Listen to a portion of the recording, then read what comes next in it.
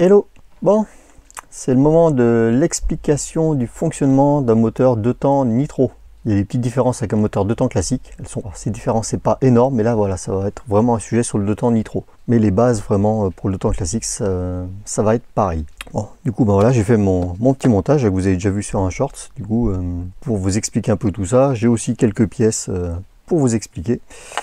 Alors, je vais essayer d'expliquer le plus simplement possible et en même temps d'être très complet. Alors, autant vous dire, ça va pas être simple. Je me doute déjà qu'il y aura certainement des ingénieurs moteurs et compagnie qui vont me reprendre sur quelques termes ou sur mes explications. Et ben, en fait, c'est pas compliqué, je m'en fous. Si c'était aussi simple à faire ce genre de vidéo, je pense qu'il y en aurait beaucoup plus sur YouTube. Voilà, donc ben, les ingénieurs, à votre matériel, je demande à voir, moi aussi, je suis prêt à apprendre. Enfin, allez, c'est parti. Bon, dans un premier temps, on va commencer par les composants du moteur et en même temps quelques termes techniques. Ça permettra d'être plus clair dans la suite des explications. Alors, donc la pièce principale, on va dire, c'est le carter. Voilà, c'est le moteur. Le carter, c'est la pièce qui va supporter tous les éléments du moteur, en gros.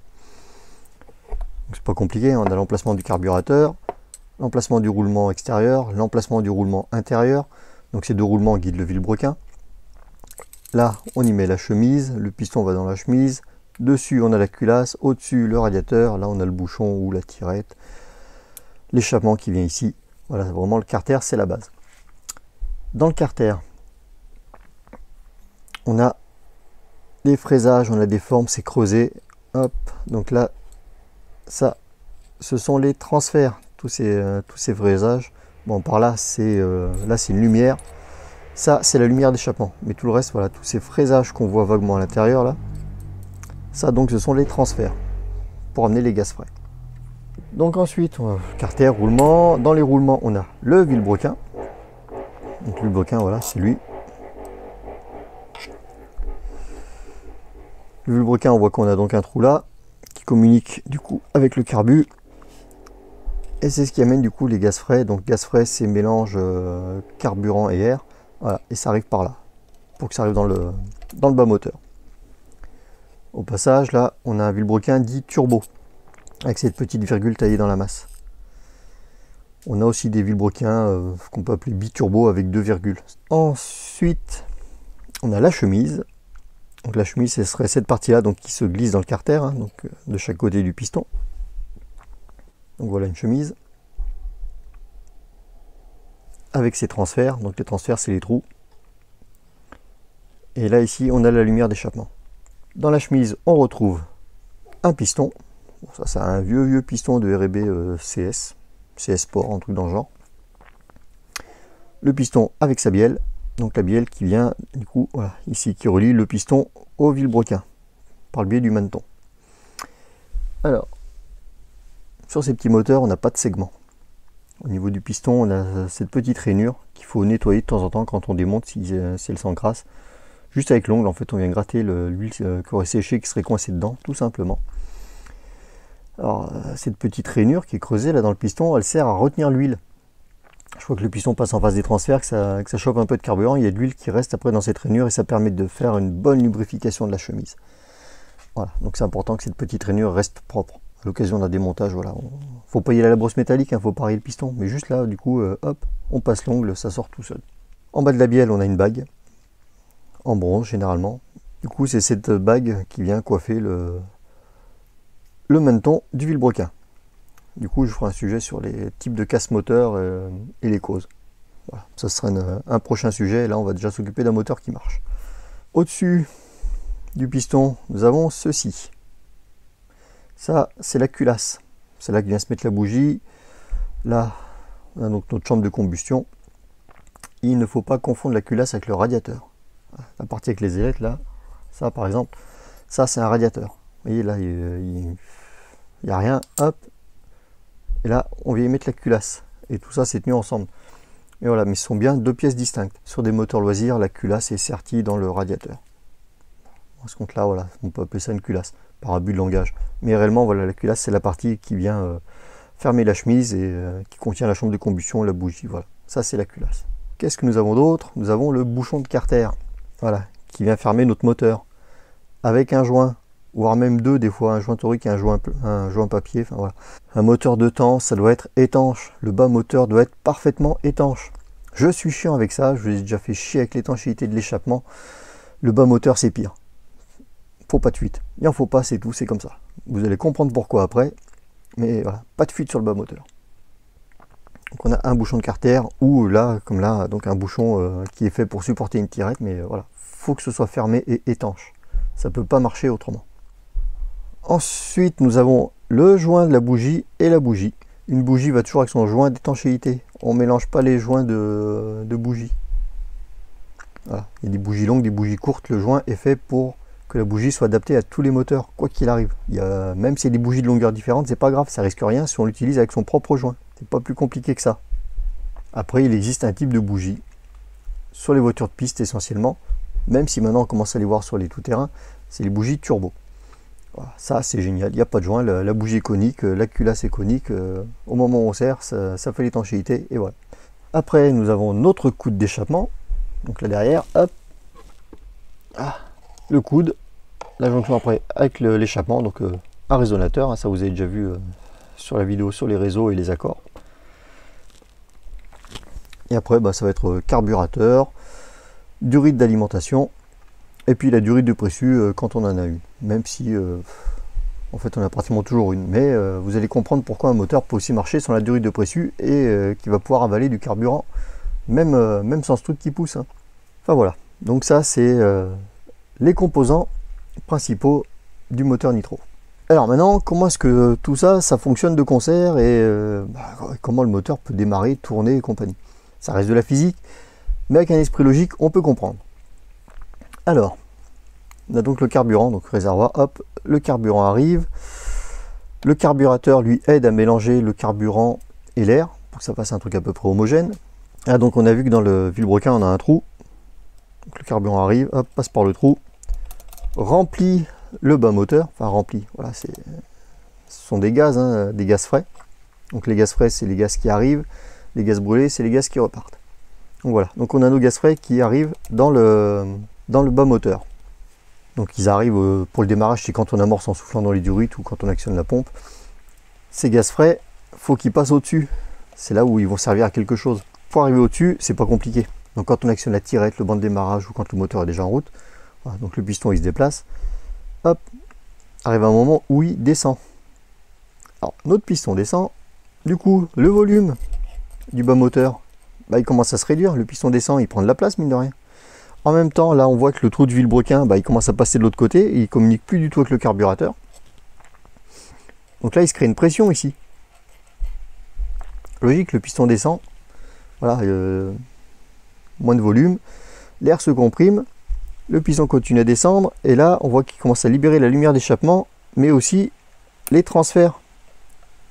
Donc les transferts, malheureusement, ils sont pas très prononcés. Ceux-là, on ne les voit pas bien. Voilà, il y en a un là. Et un en face. Et là, on voit les transferts dans le carter du coup. Donc les gaz comprimés ici par le piston, ils sont poussés.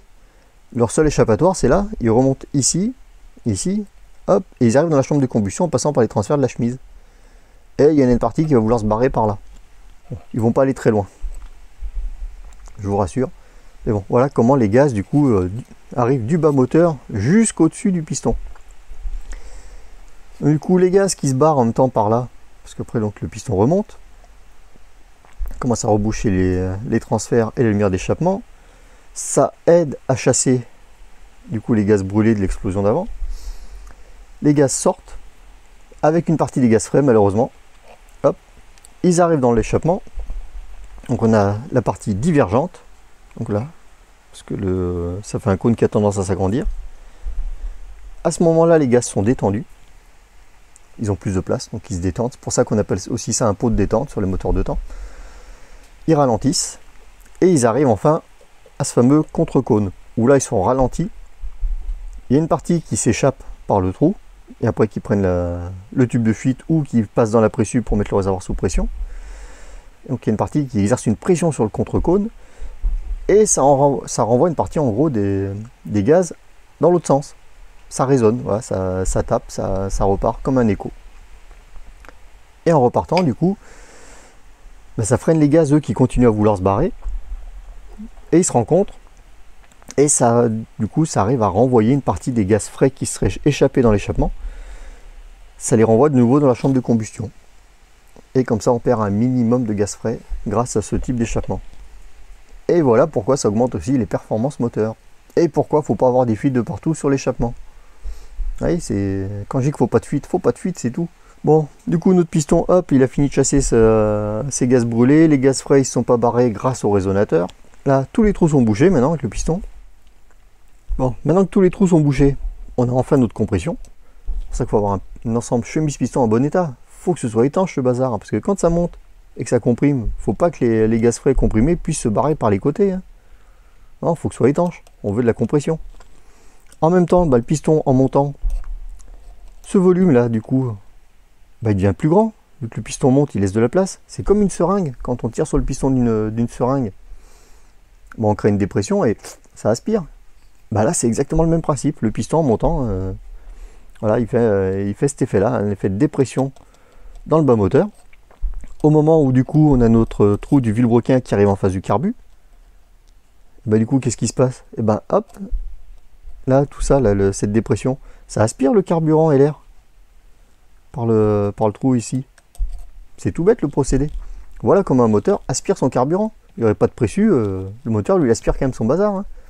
Du coup, quand on accélère, on propose plus d'air au moteur. Le moteur prend des tours et en prenant des tours, en tournant plus vite, plus de dépression, il aspire plus d'essence en conséquence. Voilà.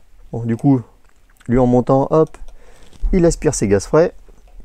En même temps, il comprime le bazar en haut. Hop, explosion. Donc compression, plus chaleur, plus la bougie, voilà, tout ce bazar. Explosion, hop, et ça repousse notre piston en bas. L'explosion, ça ne se crée pas comme un moteur diesel où c'est vraiment la pression dans la chambre de combustion qui fait que le mélange pète. Voilà, c'est vraiment la bougie qui reste allumée. Hein. Même quand il n'y a plus le chaud bougie, le filament reste rouge. C'est un effet de catalyse. Donc la dernière fois, je disais que le filament de la bougie était fait en tungstène. En fait, je m'ai trompé, c'est pas du tungstène, c'est du platine. Et le platine, par catalyse, réagit avec le méthanol. Voilà. Platine plus chaleur plus méthanol, et en fait, le filament reste rouge grâce à ça. Tout simplement. Il n'y a pas de phénomène électrique ou quoi que ce soit, c'est de la catalyse. Donc voilà, explosion, le piston redescend, il comprime à nouveau tout le bazar, hop, la lumière d'échappement commence à s'ouvrir, les gaz d'échappement commencent à se barrer, avec la pression, hop, les gaz frais montent sur le côté, et c'est reparti pour un cycle. Voilà. Bon, du coup, je me fais chier à tourner à la main, c'était bien la peine, mais...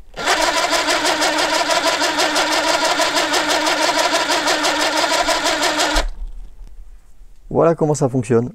Il n'y a rien de sorcier, c'est pas de la magie. Donc quand vous voyez le peu d'éléments qui entrent en jeu, il n'y a pas de raison que ce genre de moteur ne fonctionne pas. Hein. Faut pas dire que c'est compliqué le thermique. Une fois que c'est réglé, c'est réglé. Hein. Après on va jouer d'un huitième de tour suivant la température extérieure. Dans le temps qu'il fait, s'il fait plus humide, moins humide, mais c'est le réglage, on ne le révolutionne pas à chaque démarrage. Un moteur réglé, ça reste un moteur réglé. Voilà. Alors j'espère que dans les explications, j'aurai été à peu près clair pour vous. C'est toujours pareil, si vous avez des questions, savoir un peu plus sur un truc que j'aurais pas assez détaillé, vous me demandez ça en commentaire, ou alors vous allez sur la page Facebook Qui se coule RC, vous posez votre question, vous postez des photos, des vidéos, même des vidéos de vos roulages, de vos chaînes YouTube. Voilà, n'hésitez pas, hein, vous pouvez vous inscrire sur cette page, ça fera toujours plaisir. Puis avec tout ça, j'espère que vous avez compris pourquoi je suis aussi chiant avec l'étanchéité des moteurs. Vraiment, un moteur, s'il n'est pas étanche, ça va être une vraie merde à régler. Maintenant, vous avez l'explication sous le nez de pourquoi je suis aussi pénible avec ça. C'est pas grand chose, mais vraiment, un moteur doit être étanche et ça va vous changer la vie. Si vraiment votre premier souci, c'est ça, un joint torique, un joint papier, voilà, faites le nécessaire. Votre moteur va finir par marcher. Du coup, aussi, quand on voit ces petits appareillages et tout, on comprend que la moindre rayure, c'est vite dramatique sur ce genre de moteur. Donc, quand j'essaie de rendre service sur des sujets sur Facebook et compagnie, quand je dis que je peux rien faire parce que il n'y a pas de filtre à air et tout, ouais, mais c'est comme ça. Moi je veux bien aider tout le monde, il n'y a pas de souci avec ça, je veux bien rendre service, vous expliquer pour le thermique comment ça fonctionne. Mais bon, quand je vois que le moteur, il n'y a pas de filtre à air, qu'il y a un taquet de merde qui attend à l'entrée du carbu, j'ai pas envie de perdre du temps non plus avec des causes perdues, hein, si Si le moteur a bouffé de la merde, je suis pas magicien, hein. Moi, si j'arrive, c'est pas parce que je suis magicien, c'est parce que bah, mes moteurs sont en état. C'est con à dire, mais voilà.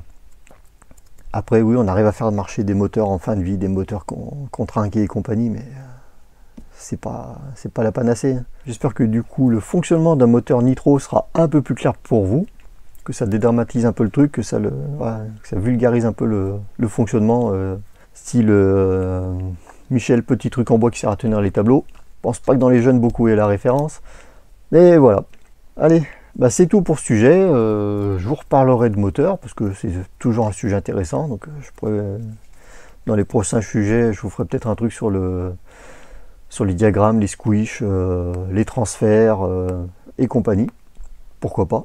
Et puis il y aura encore plein d'autres sujets, de toute façon, que ce soit sur de l'électrique, du thermique. Voilà. Je manque pas d'idées pour vous. Allez, eh ben, je vous dis à bientôt.